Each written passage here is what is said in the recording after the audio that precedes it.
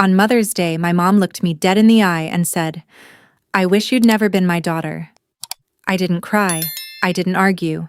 I simply stood up, set down my house keys, and replied, "Then live as if you never had one." I walked out, got into the SUV, and drove away.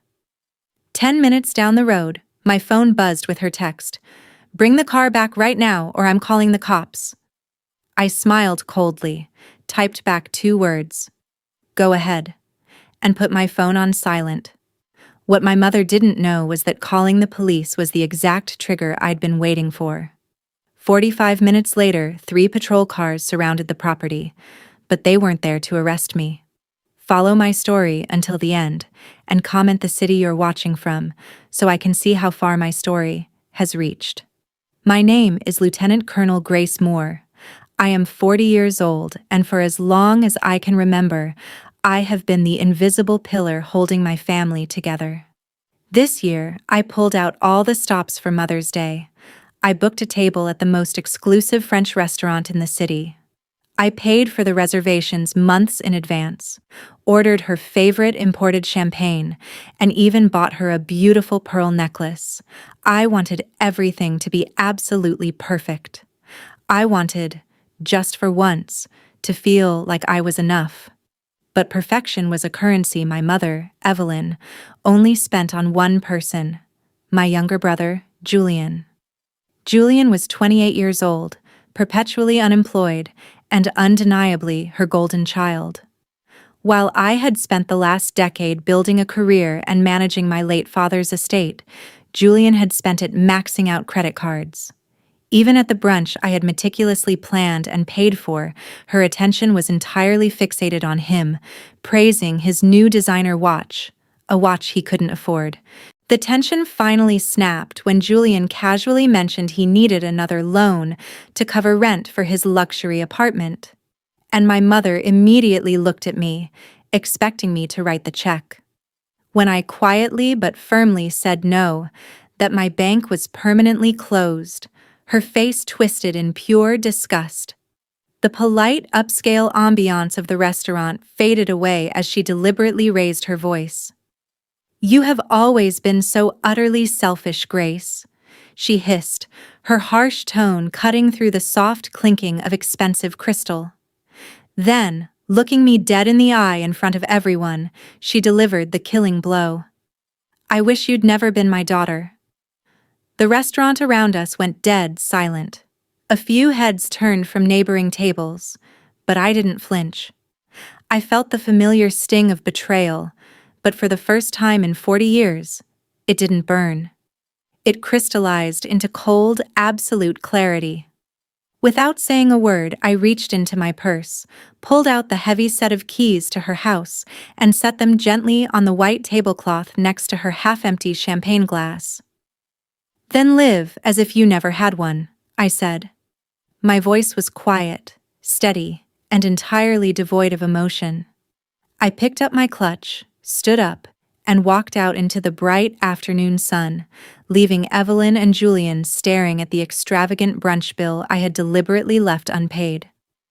I unlocked the black luxury SUV parked at the curb, the same vehicle my mother drove every day, the one she proudly showed off to her neighbors while claiming it was hers. What she conveniently forgot was that the title, the insurance, and every single monthly loan payment were registered solely under my name. I climbed into the driver's seat, adjusted the rearview mirror, and pulled smoothly into traffic.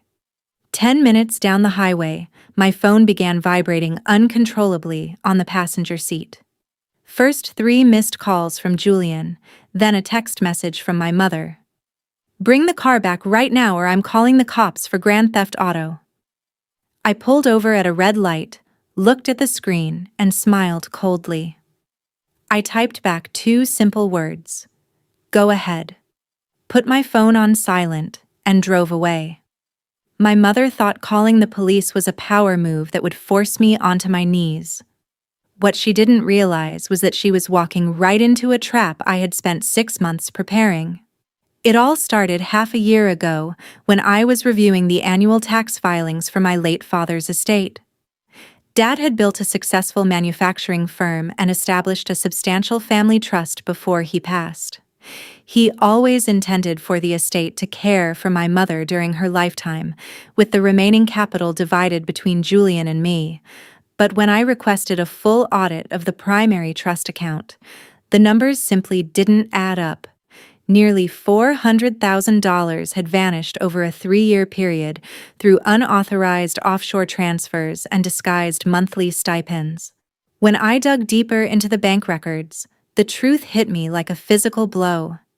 Evelyn hadn't just been managing her allocated allowance, she had been systematically forging my signature on trust authorization documents.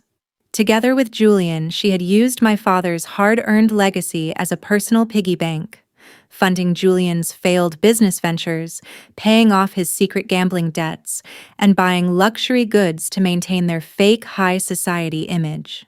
Instead of confronting them immediately and letting them cover their tracks, I took every piece of evidence to a senior forensic accountant and a high-profile estate attorney.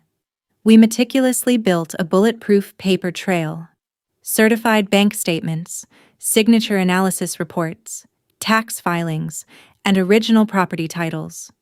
Everything: the primary house, the SUV, and the underlying assets legally belonged to me or was under my exclusive control as sole executor. I had held back out of a misplaced sense of filial duty. But after her words at the restaurant, the gloves were officially off. Instead of driving to my own apartment, I turned the SUV around and headed straight for my father's primary estate, the gated 4-bedroom house where Evelyn was currently living. I pulled into the brick driveway, parked the SUV right in front of the main entrance, and stepped out into the quiet neighborhood. I took a seat on the porch rocking chair, set a thick leather briefcase on my lap, and waited. I didn't have to wait long. Within 20 minutes, the distant wail of sirens echoed down the avenue. Evelyn had actually done it. Driven by rage and her belief that she was untouchable, she had dialed 911, reporting that her estranged daughter had stolen her luxury SUV and was unlawfully trespassing on her property. 3 marked patrol cars pulled onto the street in quick succession, their red and blue lights flashing against the quiet suburban homes. They maneuvered into position, effectively blocking the driveway. 4 officers stepped out, their hands resting cautiously near their belts, expecting a dangerous confrontation with a hostile car thief. The lead officer, a stern-looking sergeant, approached the porch steps, his eyes scanning me and the parked SUV. "Ma'am," he called out, his voice sharp and authoritative. "We received a distress call regarding a stolen vehicle and an unauthorized intruder on this private residence. I need you to keep your hands visible and step away from the car." I didn't panic. I didn't shout. I simply offered a polite, calm smile, kept my hands completely flat on top of my leather briefcase, and spoke clearly. "Good afternoon, officer," I said smoothly.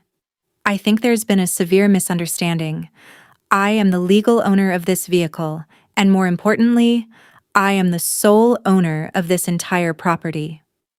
The sergeant frowned, clearly taken aback by my calm demeanor. He pulled out his notepad. "Ma'am," the caller identified herself as Evelyn, claiming to be the homeowner and stating you took this SUV without permission. "Evelyn is my mother," I replied, opening my leather briefcase with deliberate slowness.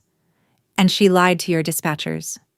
I handed him a neat stack of laminated documents: the SUV's original vehicle title, the state registration, and the active insurance policy, all clearly printed with my name, Lieutenant Colonel Grace Moore. Before the sergeant could digest that, I handed him a second set of paperwork, the certified grand deed for the house we were standing outside of. "As you can see, officer, this house and vehicle belong entirely to me," I explained. "My mother resides here under a temporary, unwritten agreement, one that I am officially revoking today." Just then, a fast-moving rideshare pulled up behind the patrol cars. Evelyn and Julian practically leaped out of the back seat, their faces flushed with frantic excitement. They rushed toward the porch, expecting to see me in handcuffs. "Arrest her!" Evelyn shrieked, pointing a trembling finger at me. "She stole my car! She's trespassing on my family's property!" The sergeant held up a firm hand, stepping between my mother and the porch steps. His tone had shifted completely. "Ma'am, step back immediately. We verified the registration and the property deed. This vehicle and this house legally belong to Lieutenant Colonel Grace Moore." Evelyn froze, the color draining instantly from her face. Julian looked back and forth between his mother and the police, suddenly terrified. "In fact," the sergeant added, turning back to look at my mother with a cold glare, "filing a false police report and making a fraudulent emergency call are serious state offenses." Evelyn stammered, her regal composure completely collapsing. "No, you don't understand. I'm her mother. Her late father meant for this home to be mine. She manipulated the records. My father left this estate to me as sole executor," I said, stepping down to the bottom porch step. "And for the past 3 years, you and Julian have been committing systematic grand larceny, forgery, and trust fund fraud." I pulled the final set of evidence from my briefcase, the complete dossier compiled by my forensic accountant, and handed it directly to the sergeant. "Officers, this evidence contains certified bank records proving my mother forged my signature to embezzle over $400,000 from my father's estate to pay off my brother's debts." The sergeant flipped through the detailed financial breakdowns and signature comparisons. His expression hardened as he motioned for his fellow officers to approach. "We're going to have to take a full report on this, ma'am. Financial crimes of this scale will be handed over straight to the state investigators." Evelyn looked like she had been slapped. She turned to Julian, hoping for support, but Julian was already backing away, trying to distance himself from her. "Julian, say something," she pleaded, her voice trembling. "I didn't forge anything," Julian blurted out, panicking instantly. "She handled all the checks, officer. I didn't know where the money came from." The ultimate betrayal hit Evelyn right there on the driveway, delivered by the very child she had ruined her life to protect. I handed the sergeant a formal, notarized document. "This is an official 30-day notice to quit. They have 30 days to surrender the keys and vacate my property, or they will be forcibly removed by the sheriff's department." 6 months have passed since that Mother's Day afternoon. With the forensic evidence handed over to state authorities, Evelyn and Julian faced swift legal reality. To avoid severe criminal prosecution and potential prison time, they signed a formal settlement agreeing to relinquish all future claims to my father's estate and pay full restitution. Without my financial safety net, Julian lost his luxury apartment and was forced to take an entry-level job just to survive. Evelyn had to sell her designer jewelry, move into a modest one-bedroom apartment on the far side of town, and finally face the consequences of her actions. As for me, I sold my father's primary estate, putting a painful chapter of my life firmly behind me. I used the proceeds to purchase a sunlit cottage near the coast, where I've finally built a life grounded in peace, honesty, and self-respect. Standing up to my mother was the hardest thing I've ever done, but it taught me that blood doesn't justify abuse, and setting boundaries isn't selfish, it's self-preservation. I'm curious to know your thoughts. What would you have done if you were in my shoes? Would you have given them another chance, or would you have handed over the evidence just like I did? Drop your thoughts in the comments below. If you found my story empowering, please hit that like button, subscribe to the channel, and share this video. Thank you for watching, and I'll see you in the next story.